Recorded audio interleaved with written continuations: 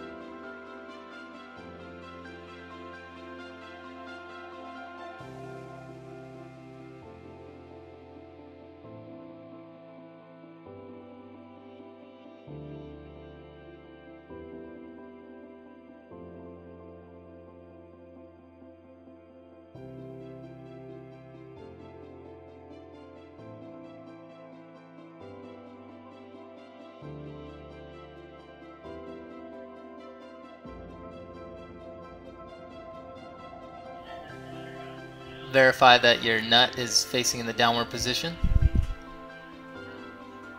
and that both your bars appear like they do on page 12.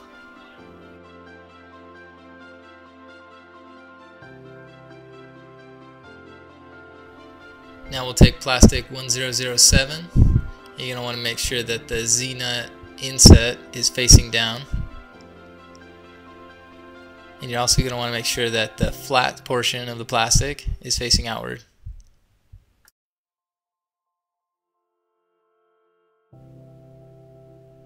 When installing your head plate, you're going to want to make sure that it hooks over to the right.